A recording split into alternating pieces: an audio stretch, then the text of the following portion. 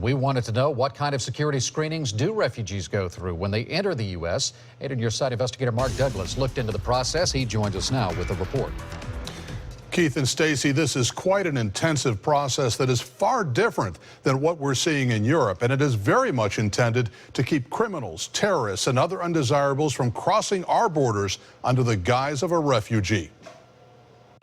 The daily spectacle playing across our TV screens is enough to scare anyone. But the flood of refugees into Europe from Syria and other war-torn Mideast nations is not at all how it plays out here. Magda Sala helps settle refugees in the Tampa area once they've gone through intensive screening. Nobody gets here until after they've been background checked thoroughly.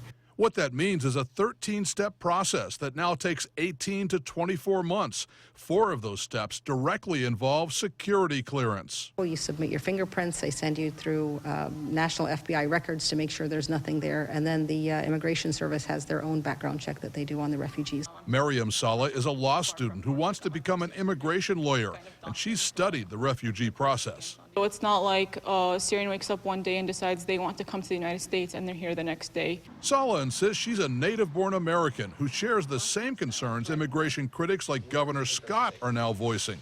As a Syrian American, I can tell you we want the same thing. We do want people to be properly vetted. We don't want terrorists to end up in our midst. Florida is one of 4 states with the heaviest refugee influx in recent years. But the process of coming here is a world away from what we're watching on the shores of Europe. The ones that are going to Europe, if they get to the border, they're there. Syrian refugees are basically handpicked by the U.S. government for resettlement here. About 10,000 nationwide this year and maybe 400 in Florida. But in the Tampa Bay area, 4 social service agencies will take over once they arrive, and charities like the one run by Magda Sala will help out in the final stage. A lot of questions here, Keith. Obviously, we've been talking about this. On both sides. I mean, there's a lot of political fallout on all sides. But speaking about terrorism in general, has there been an incident where a terrorist has managed to sneak into the United States posing as a refugee?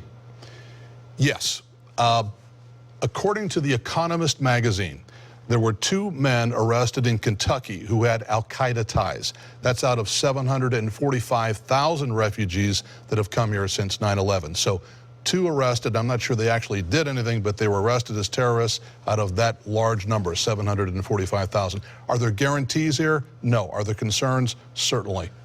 It's certainly one of those things we're going to follow. And a lot of people talking about this.